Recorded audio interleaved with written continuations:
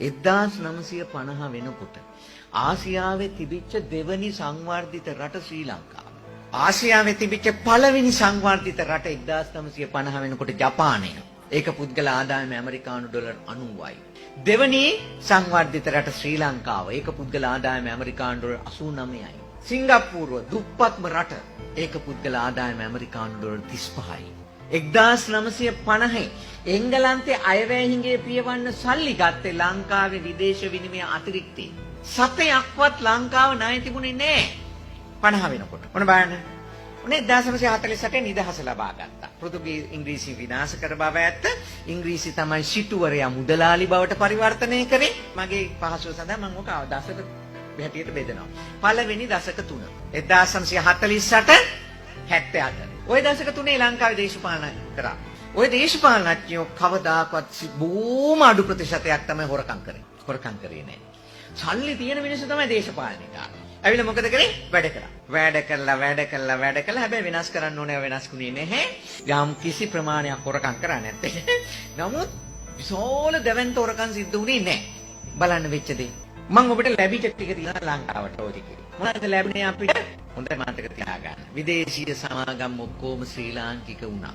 වතු රන්පවුම් වතු කියන ඒවා සිරිමාවු බණ්ඩාරනායක මැතිණිය ශ්‍රී ලංකාවට හිමි කරගත්තා. ෂෙල් වගේ සමාගම් ශ්‍රී ලංකාවට හිමි කරගත්තා. තුල්ටෙක්ස්, වේටෙක්ස්, පූටෙක්ස් කියලා සමාගම් 3ක් හැදුවා.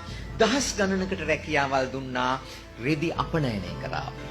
ඒවාට අවශ්‍ය කපු ගන්න මොනරාගල දිස්ත්‍රික්කයේ අම්පාර දිස්ත්‍රික්කයේ අක්කර 60000ක් විතර කපු වැව්වා.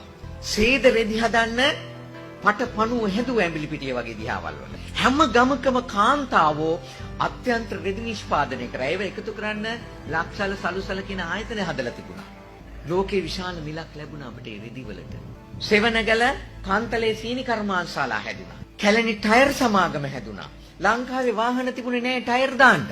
ඉන්දියාවට අපනයනය කරා. නයිජීරියාවට අපනයනය කරා ටයර්.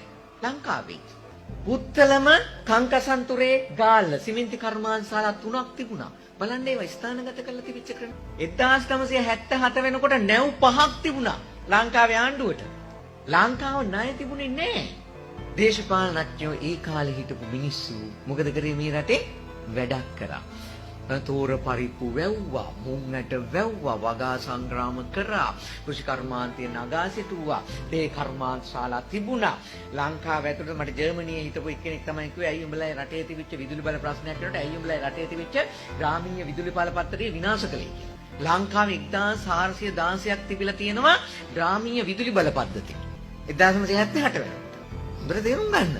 මහා සමුද්‍රිමත් රටක් තිබුණා. ඔන්න පළවෙනි දශක. හොඳේ.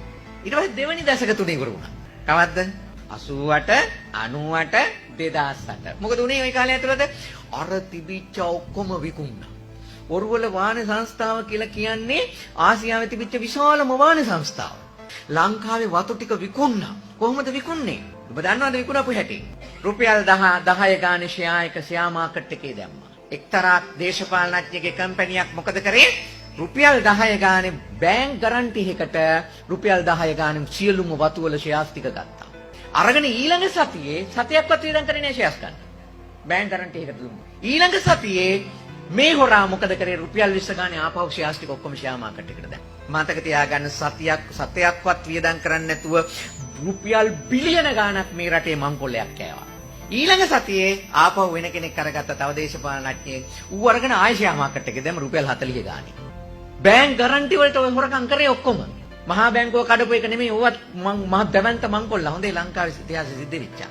වතු ටික විකුණා. ඔරුවල වාහන සංස්ථාව විකුණා. මහා ලංකාවට සල්ලි ගෙනාපු ආයතනයක්. විකුණන්නේ කොච්චරද? ඔරුවල වාහන සංස්ථාවේ ෆික්ස් ඩිපොසිට් එක තිබුණා රුපියල් මිලියන් 200ක්. මිලියන් 1200ක යකඩ තිබුණා. මුළු දේපොළ ඔක්කොම එකතු කරපුවාම වටිනාකම මිලියන් 2400යි. මිලියන් 1000කට කොරියන් සමාගමකට විකුණා. විකුණලා වැඩ කරන කට්ටිය ස්ට්‍රයික් කරපුවාම ශ්‍රී ලංකා මහා බැංකුවෙන් මිලියන් 400ක් මුදා හැරියා ඒ කට්ටියට වන්දි ගෙවන්න කියලා. අන්තිමට මිලියන් 2700ක් වටින දෙයට ආණ්ඩුවට හම් වෙලා තියෙන කීයද දන්නේ නැහැ නේ. හැම එකක්ම මට ඔබට කියන්න ගියොතින් කොච්චර කියන්නද කියලා මන් දන්නේ නැති වෙලා ගියා. ගාන්ධිතුමා කිව්වා දොරවල් හරින්න හැබැයි ඇතුලේ තියෙන දේවල් හුළඟට ගහගෙන යන්න බැරි වෙන විදියට කියලා. අපි දොරවල් ඇරියා. ඇතුලේ ඒවා ඔක්කොම ගහගෙන